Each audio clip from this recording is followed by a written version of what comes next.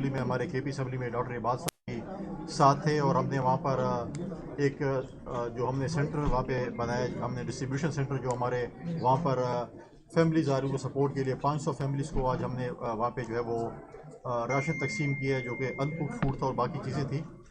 دیکھیں، بات یہ ہے کہ صوبائی حکومت نے صوبائی کابینہ میں ایک فیصلہ کیا کہ ہم 4 روپے تیرا کے رو کے رکھ رہے ہیں، اور انہوں نے یہ ایک واویلا شروع کر دیا کہ وفاقی حکومت ایک آپریشن کرنا چاہتی ہے، اور وہاں پر لوگوں کو نارملی 20% جو ہے وہاں کے لوگ سردیوں میں مائیگریشن کرتے ہیں سردیوں کی وجہ سے، اور ہوسٹ فیملی کے پاس جاتے ہیں، کسی گھر ہوتے ہیں۔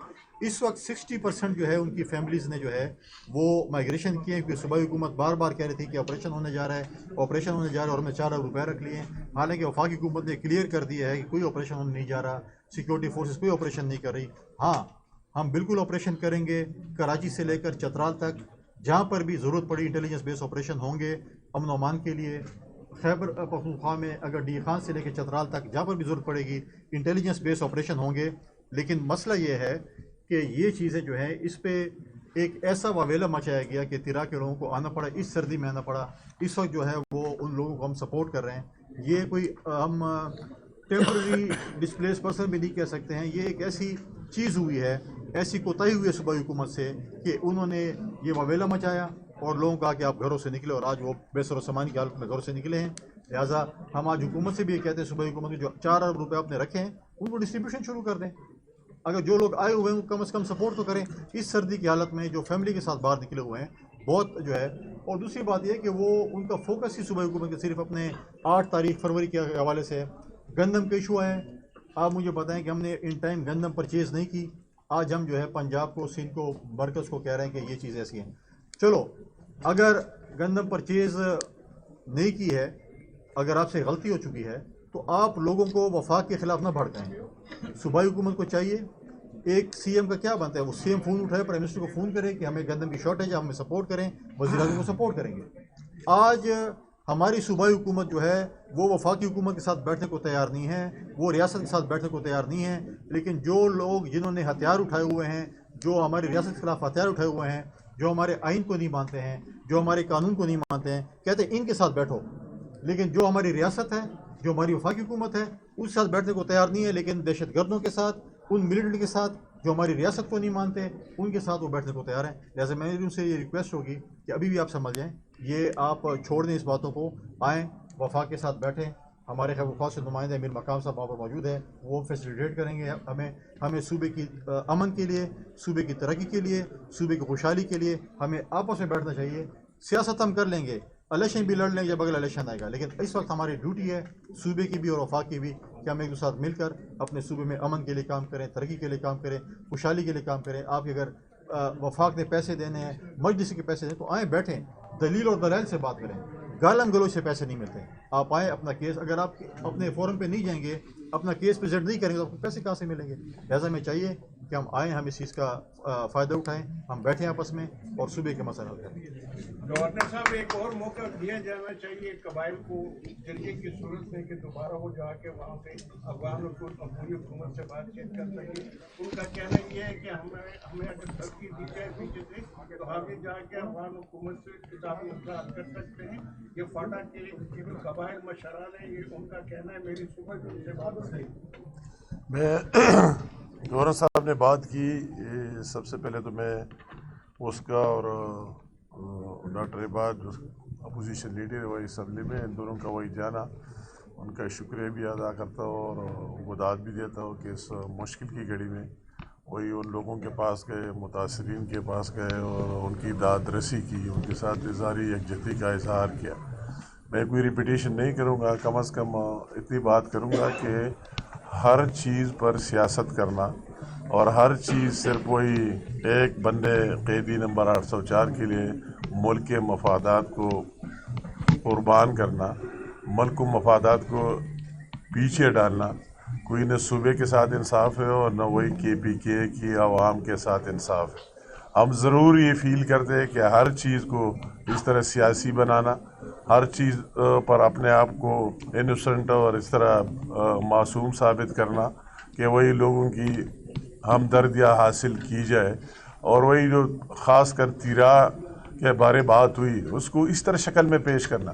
اگر یہ بات اس میں آگے جانے کی ضرورت نہیں ہے, ابھی سارے فیکٹس سامنے آ گئے, تو آپ کا ڈپٹی کمشنر, آپ کے کمشنر, آپ کے نمائندے ان سے مذاکرات کرتے رہے, آپ کی کیبنٹ میں بات آئی 4 ارب روپے کی, جس طرح گورنر صاحب نے بات کی وہی بات آ گئی, ساری باتیں آ گئی. تو پھر اس پر اس طرح سیاست کرانا اور لوگوں کو دوسرا شکل پیش کرنا مناسب نہیں ہے. میں صرف اتنا کہوں گا, وہی فیلڈ پر پریکٹیکل, کہ جو دہشت گردی کا ایشو ہے یہ ہم سب کا ایشو ہے, یہ کسی انڈیویجول یا ایک پارٹی یا ایک گورنمنٹ کا ایشو نہیں ہے. تو اس پر تو بالکل سیاست کرنی نہیں چاہیے, ہمیں سیاست کر لینی چاہیے, اپنے لیڈرشپ کے لیے بات بھی کر لینی چاہیے, مگر اس ایک ایشو پر ہم سب کو یک زبان ہو کر بات کر لینی چاہیے.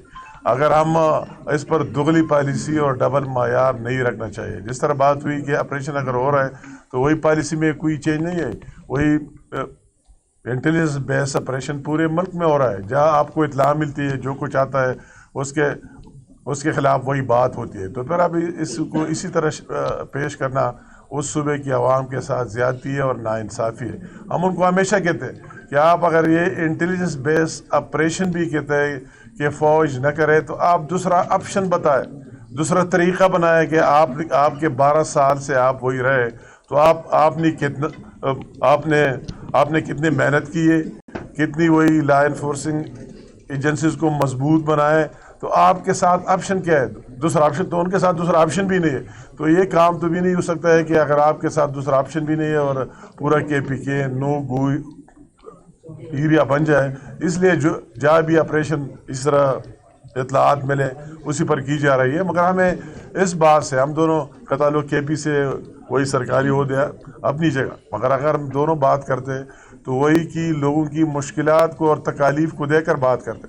اگر ایک چیف منسٹر ہے تو آپ صرف قیدی نمبر 804 کا آپ کے ساتھ سیم نہیں لکھا ہوا ہے کہ آپ سیم ٹو قیدی نمبر 804. آپ چیف منسٹر ہیں پورے KPK کی عوام کی نمائندگی کر رہا ہے. وہی اتنے ایشوز اور مسائل ہے. کبھی آپ کو لاہور کی اسٹریٹ میں ہم دیکھتے, کبھی آپ کو کراچی میں دیکھتے, اور کبھی آپ گھومتے پھرتے ایک ضلع میں جائے اور دوسرے ضلع میں جائے. آپ کا صرف ایک کام رہ گیا ہے کہ آیا اس صوبے کے کوئی ایشوز نہیں ہے, دہشت گردی کی نہیں ہے, وہی مالی ایشوز نہیں ہے, وہی دوسرے ایشوز نہیں ہے. تو آپ اگر بات کرتے اور اگر دوسروں پر تنقید کرتے, آپ کا حق ہے, آپ کا رائٹ ہے, مگر آپ وہی بیٹھ کر کچھ کر کے دکھائے ان لوگوں کو جو ان کے ایشو. صرف اس سے بات نہیں بنتی کہ آپ ہر وقت کہتے ہیں کہ مرکز ہمیں کچھ دے ہی نہیں رہے. میں آپ سے سوال کرتا ہوں کہ جو شیئر آپ کا EFC ایوارڈ میں بنتا ہے, جو حصہ وہی KPK کا بنتا ہے, تو آپ بتائیں کہ ہر مہینے آپ کو ملتا ہے کہ نہیں ملتا ہے. جس طرح دوسرے صوبوں کو ملتا ہے اس طرح وہی KPK کو بھی ملتا ہے. تو جو حصہ آپ کو ملا ہے اس کا حساب کتاب سامنے رکھے اور دوسرے صوبوں سے آپ مقابلہ کریں. ان کو بھی وہی ملتا ہے, آپ کو بھی وہی ملتا ہے. یہ حصہ صرف اس لیے نہیں ملتا ہے کہ یہ قیدی نمبر 804 پر لگائے اور اس کی بات ہر جگہ کی جائے. رہ گئی اور بات کہ وہی ہم کہتے ہیں ہمارے بقائے جاتے لائبلٹی ہے. یہ گورنر صاحب کا بھی اسٹانس ہے, میرا بھی ہے. ہم بھی اپنے فورم پر وہی بات کرتے رہیں گے کہ نیٹ ہائیڈل پرافٹ کا یہ ہونا چاہیے, دوسرے وہ ہونے چاہیے اپنی جگہ. مگر آپ سے میں سوال کرتا ہوں کہ ڈبل اسٹینڈرڈ کی کیا ضرورت ہے؟ جب آپ کی 4 سال آپ کی گورنمنٹ رہی, وہی صوبے میں بھی اور مرکز میں بھی, تو پھر آپ کے ہاتھ کس نے باندھے تھے؟ اس زمانے میں جن لائبلٹیز بقایا جات کی آپ بات کر رہے, تو اس زمانے میں آپ نے کیوں نہیں لی؟ پھر تو آپ سب سے بڑے مجرم ہیں کہ وہی بھی آپ کی گورنمنٹ تھی اور یہی بھی آپ کی تھی. تو آپ نے ان 4 سالوں میں, اگر ہم یہ مرجع اعضاء کی بات کرتے, تو آپ سے ہمارا یہ سوال ہے کہ آپ یہ بتاؤ کہ اگر 2018 کے بعد آپ آ گئے اور 2018 میں مرجر ہوئی تھی اور یہ اس میں طے تھا کہ وہی 100 ارب روپے اضافی ملیں گے, تو میں آپ سے سوال کرتا ہوں آپ کے ہاتھ کس نے باندھے تھے؟ آپ نے کتنے ارب روپے ان 4 سالوں میں لے اور وہی آپ نے خرچ کیے؟ پہلے اس کا جواب دے رہے کہ ہم اتنے دے رہے تھے اور بعد میں بند ہوئے, پھر دوسرے پر آپ الزامات لگائے. شارٹ کٹ میں کہتا ہوں کہ یہ اسی طرح اپنے عوام کو مشکل میں ڈالنا, یہ کوئی اس طرح بات نہیں ہے. یہ قیدی نمبر 804 ان چیزوں سے رہا نہیں ہوگا.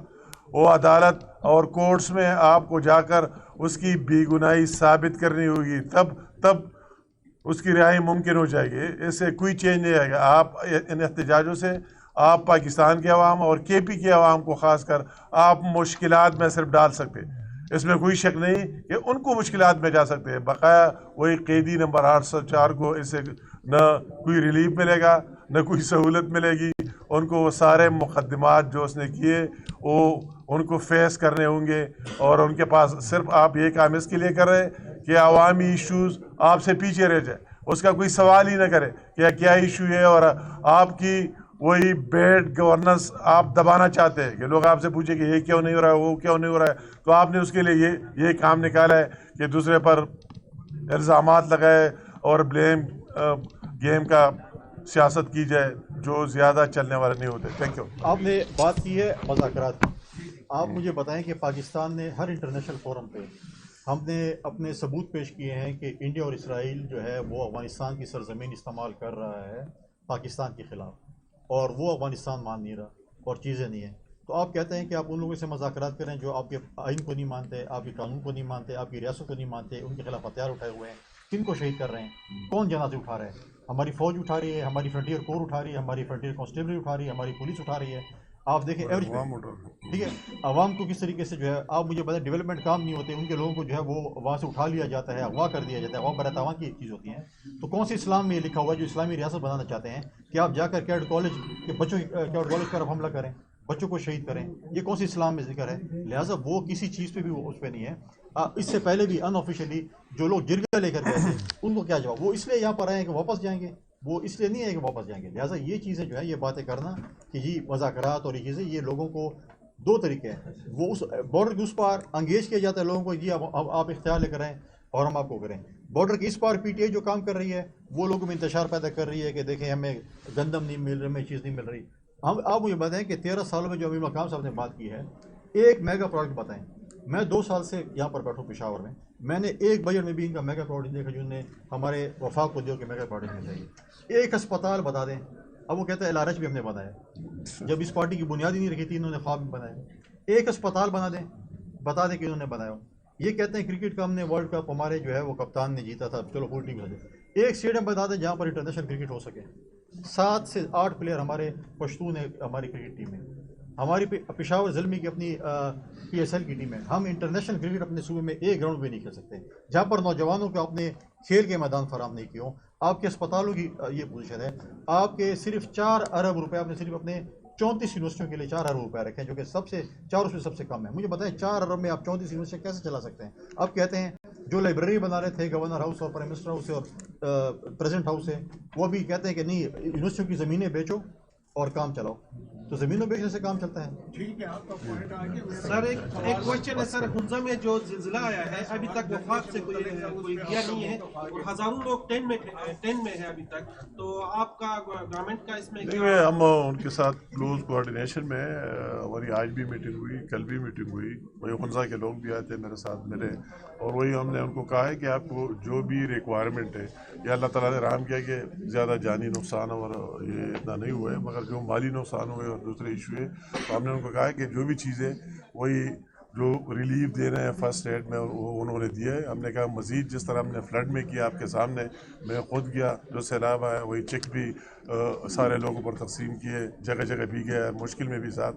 تو آج بھی ہم ان کے عوام کے ساتھ ہیں، اور ہم نے ان کو کہا کہ کھل کر جو بھی چیزیں آپ کو یا مرکز سے چاہیے جس طرح ہم نے ماضی میں دیے پھر بھی آئندہ ان شاء اللہ تعالیٰ دیتے رہیں گے. Thank you.